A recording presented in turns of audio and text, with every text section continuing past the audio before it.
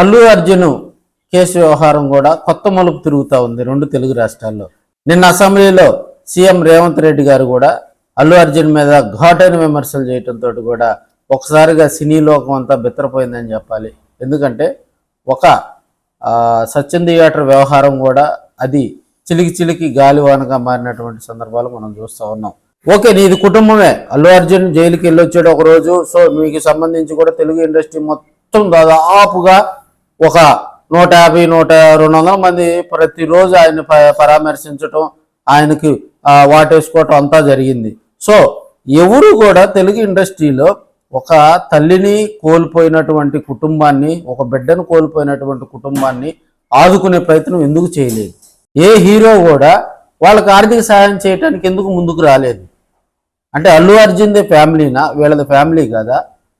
అదేవిధంగా ఈయన వ్యవహార శైలి కొన్ని ఆడియో ఫంక్షన్లో కూడా పవన్ కళ్యాణ్ గారికి జై, మెగాస్టార్ ఫ్యామిలీకి, మెగాస్టార్ చిరంజీవి గారికి జై అని చెప్పి కూడా కొంతమంది ఆడియన్స్ ఉద్వేగభరితంగా కూడా కేకలు వేసినప్పుడు కూడా ఈయన వ్యవహరించిన తీరు సోషల్ మీడియాలో ప్రజలందరూ కూడా చూశారు.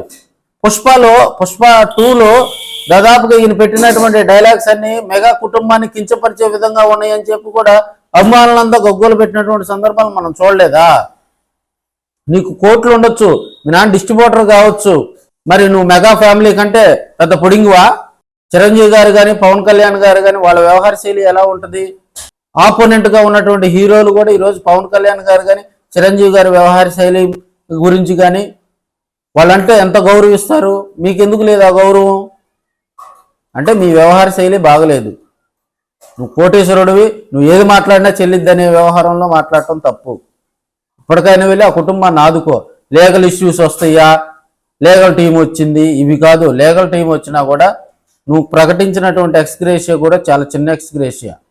మరి నువ్వు జైలు నుంచి రాగానే కొడుకు వచ్చి పరిగెత్తుకుంటూ వచ్చి వాటేసుకున్నాడే, మరి వాళ్ళ పరిస్థితి ఏంది? తల్లి పోయి కొడుకు బ్రెయిన్ డెడ్ అయ్యి ఆ కుటుంబాన్ని ఆదుకునేది ఎవరు? ఆ కుటుంబాన్ని ఓదార్చేది ఎవరు?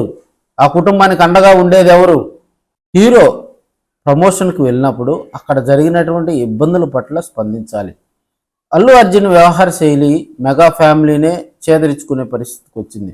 ఎందుకంటే అల్లు అర్జున్ సినిమాలో కూడా పవన్ కళ్యాణ్ గారు, అదేవిధంగా అన్నయ్యగా చెప్పుకునే తెలుగు ప్రజలందరూ అన్నయ్యగా చెప్పుకునేటువంటి చిరంజీవి గారి మీద కూడా పంచులు వేస్తూ డైలాగులు సినిమాల్లో పెట్టడం అనేది కూడా తెలుగు ఇండస్ట్రీలో, నువ్వు సూపర్ హిట్ సినిమా తీసి ఉండొచ్చు, పుష్ప 3 కమర్షియల్గా హిట్ కావచ్చు, కొన్ని కోట్లు నీకు ఆదాయం రావచ్చు, కానీ కమర్షియల్గా కూడా నువ్వు సక్సెస్ అయినప్పుడు అక్కడ ఉన్నటువంటి పరిస్థితులు కూడా బేరీజ్ వేసుకోవాలి. మనం ఎవరి వల్ల ఇండస్ట్రీలోకి వచ్చాము, మరి ఆ ఫ్యామిలీ మీద నువ్వు పంచి డైలాగులు వేసుకుని డబ్బులు సంపాదించుకోవాల్సిన నీచమైన సంస్కృతికి అల్లు అర్జున్ పాల్పడినట్లు కూడా మనకు తెలుస్తూ ఉంది. మాటలు జారటంలో కూడా, నోరు జారటంలో కూడా అల్లు అర్జున్కి బ్యాడ్ వ్యవహారం అని కూడా మనం తెలియజేసుకోవచ్చు. ఎందుకంటే పవన్ కళ్యాణ్ గారి మీద కానీ, అదేవిధంగా చిరంజీవి గారి మీద కానీ, మెగా ఫ్యామిలీలో వీళ్ళిద్దరి మీద కానీ ఇతర హీరోలు విమర్శలు చేయరే.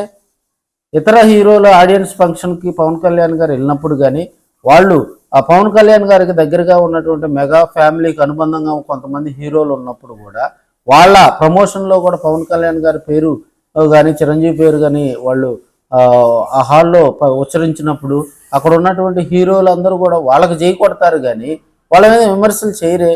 చిరంజీవి గారితో కానీ పవన్ కళ్యాణ్ గారితో కానీ ఏకాంతంగా కూర్చొని వారితోటి నువ్వు ఇంటరాక్ట్ అయ్యి మాట్లాడి ఈ సమస్యను పరిష్కరించుకుంటే వాళ్ళు ఇంత దూరం తీసుకొచ్చేవాళ్ళు కాదు. వాళ్ళకున్న పరిచయాలు, వాళ్ళకున్న వ్యవహార శైలి దృష్ట్యా కూడా ఒకసారి తెలుగు ప్రజలు కూడా ఆలోచించాలని కూడా కోరుకుంటున్నాం.